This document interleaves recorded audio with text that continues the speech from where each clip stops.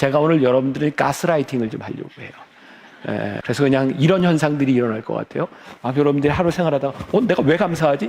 내가 왜 이래? 왜 감사하는 거야? 막 이렇게 될 때까지 제가 해보려고 하는데, 또 이 중에 난 죽어도 안 될 거야, 이러지 말고 이번 감사로 한번 가스라이팅 돼보세요.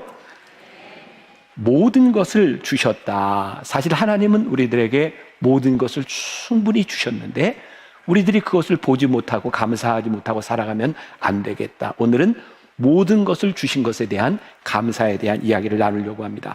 제가 시카고에서 공부할 때 저와 이제 같이 있었던 장로교 목사님 중에 한 분, 지금은 은퇴하셨어요.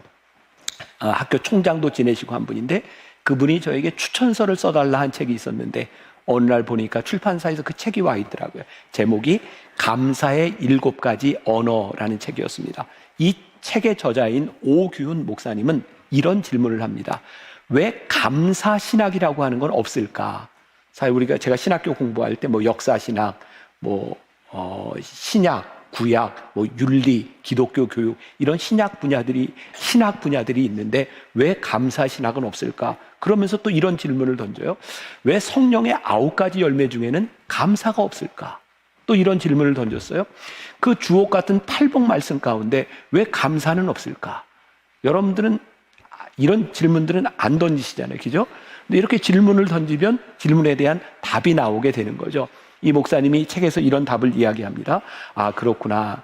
감사는 모든 것에 전제되어 있기 때문에 그렇게 열매로 팔복 말씀으로 이야기하지 않는 거구나. 감사가 없다면 성령의 열매가 열릴까? 감사가 없다면 팔복이 무슨 의미가 있을까? 사실 이 감사는 우리 크리스찬 신앙에 있어서 아주 명확한 아이덴티티이기도 하고 우리 신앙의 기본이 되는 것이기도 합니다. 마크 배터슨이 쓴 부탁합니다, 미안합니다, 고맙습니다, 이런 책이 있는데 여기에 감사의 가치에 대해서 이렇게 이야기를 합니다. 감사가 모든 고통을 치유해 줄 것이라고 장담할 수는 없지만 좋은 출발점이 될 수는 있다. 그 다음이 중요합니다. 감사는 내가 원하는 것을 얻은 것이 아니라 내가 가진 것의 진가를 알아보는 것이다.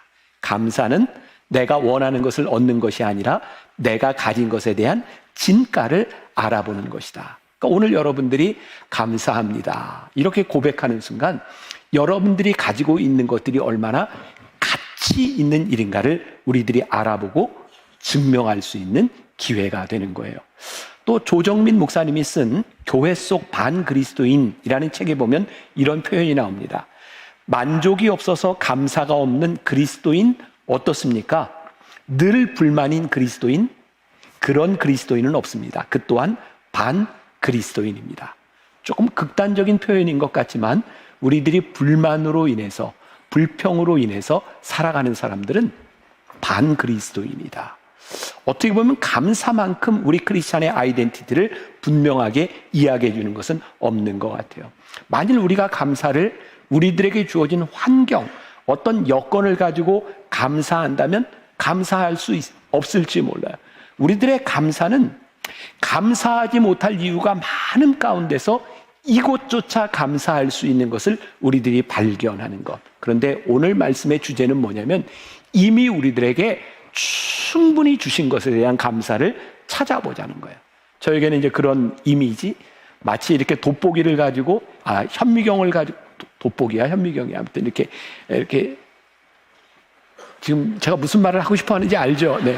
그렇게 찾아서 이렇게 확대해서 보는 것처럼 우리를 속에 잘 보이지 않았던 그런 감사들을 우리들이 찾아낼 수 있으면 좋겠다. 로마서 1장 21절에 보면 하나님을 알되 하나님을 영화롭게도 아니하며 감사하지도 아니하고, 최초의 인간, 타락한 인간들은 하나님을 알고 있었지만 하나님을 영화롭게도 하지 아니하고 감사하지도 않았다. 왜 그들은 감사를 몰랐을까? 아담과 하와는 왜 감사하지 못했을까? 그들은 하나님을 인정하려고 하지 아니하고 하나님의 자리에 앉으려고 할 때 그들은 감사하지도 영광을 돌지도 못했다라고 되어 있어요. 감사는 우리들이 하나님을 인정할 때, 하나님이 어떤 분이신지를 우리들이 알 때 감사하게 되는 것 같아요. 자, 제가 한 문장을 이야기할 테니까 따라해 보세요. 감사로 은혜를 기억한다. 감사로 은혜를 기억한다. 감사로 은혜를 기억한다. 누가복음 17장에 보면 우리가 잘 아는 이야기가 하나 나옵니다. 예수님께서 10명의 문둥병자를 고치신 사건입니다. 잘 아는 것처럼 10명의 문둥병자 중에 딱 한 명만 예수님께 찾아와서 감사를 고백하죠. 많이 들었던 이야기예요. 생각해 보세요. 나음을 받은 10명의 마음 가운데 감사하는 마음이 없었을까요? 다 감사하는 마음이 있었을 거예요. 그런데 그 중에 한 사람이 예수님께 감사를 고백하게 될 때 그에게 누리는 은혜가 있었어요. 예수님께서 그 문둥병자에게 이렇게 이야기하시죠. 내 믿음이 너를 구원하였느니라. 감사의 고백을 통해서 그는 구원의 은혜를 누리게 돼요. 우리가 감사가 없이 살아간다면 하나님께서 우리들에게 주신 은혜를 누리지 못하고 살아가는 것이 아닐까. 그래서 감사에는 영적인 의미가 있다. 감사는 은혜를 베풀어 주신 그분을 기억하며 은혜를 베풀어 주신 그분을 기억하게 될 때에 우리들이 구원의 은혜를 누리게 되는 것이다.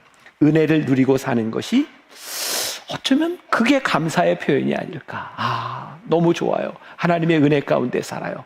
그게 사실은 우리들의 삶에 충분히 주신 하나님의 은혜를 감사하는 표현이 아닐까.